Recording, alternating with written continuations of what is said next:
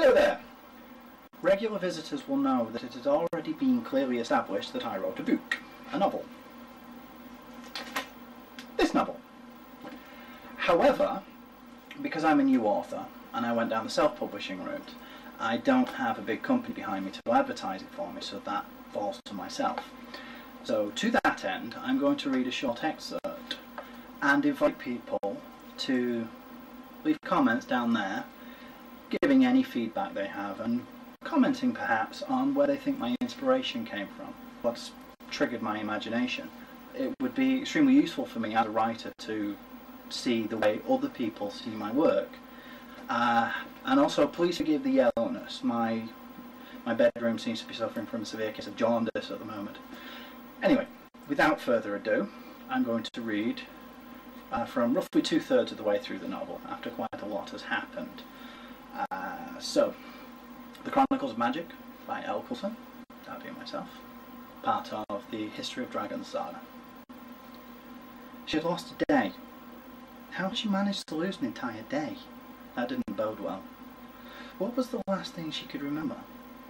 That was turning out to be a far more interesting and extremely alarming question than she felt comfortable admitting. She was neither hungry, thirsty, nor in need of a bio break. Whatever one of those was. It was something she had heard Marcus say. So how had she managed to go through more than a day? This is silly, she spoke aloud, mostly for the comfort of hearing a voice. Any voice. But that only made her feel worse. She wasn't convincing anyone. And since she was the only person there, that was a very lonely feeling.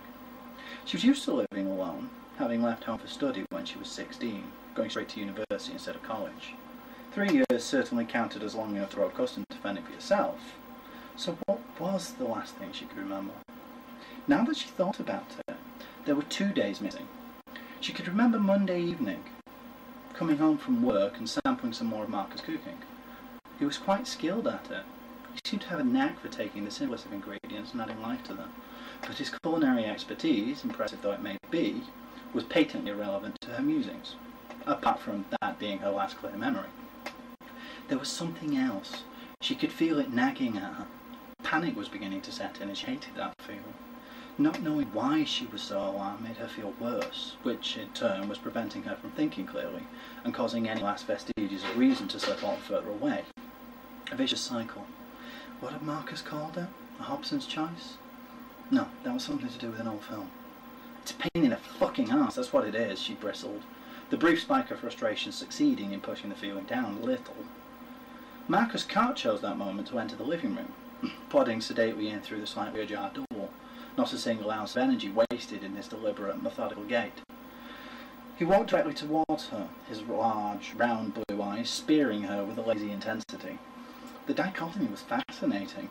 He came to within 3 feet of her and sat down, his eyes never leaving hers. Okay, she said slowly, fidgeting a little. Now that's weird. And weren't your eyes yellow yesterday? The cat blinked at her, tilted his head a little to the left. It's going to get a whole lot weirder, he replied in a calm, measured voice. Cultured like the kings of old, regaled in tales of their heroism and great leadership by the immortal bard himself. Good old Louis Shakespeare. You're telling me, was all she could think to say. What else could she say when she was succumbing to such vivid auditory hallucination? There is a great deal happening, the cat said, of which you are not yet aware. But if you trust me, and follow my instruction, I assure you, this will all turn out okay. The ravens will soon arrive, and there is much that must be done in preparation for their descent. What the hell, she thought, just go with it. The ravens, she inquired aloud. What ravens? Which? The cat scolded mildly. Irrelevance is immaterial right now. When the time comes, it will all be explained, though have no fear of that. You have a greater role to play in all of this than you may yet realize. Dude, she said softly, I'm talking to a cat. I'm not sure I want anything to be explained to me right now. No, you probably don't. It was weird how the cat's expression remained completely unchanged. No head movements, no overt body language you could detect, just that unaltered piercing stare. But you do not have that luxury. You must listen to me. There are events transpiring at this very moment which will change everything. The world around us, everything you know, is at an end. Uh-huh, she nodded slowly. You may wish to remain cynical. That is your prerogative. But it will have very little impact over what is soon to transpire. I'm talking to a cat. If I can talk to a cat, and the cat talks back, I'm quite willing to believe that anything is possible. Yes, you are, he replied. And finally she noted that even his mouth had remained stationary through the exchange. Perhaps this was all inside her mind after all. You have some middling potential. That is the sole reason we are able to have this conversation at all. And it is that very potential which makes you so crucial to the tasks I must now undertake. Okay, she nodded slowly, mulling everything over in the eternity which spanned the gap between heartbeats. What do you want me to do?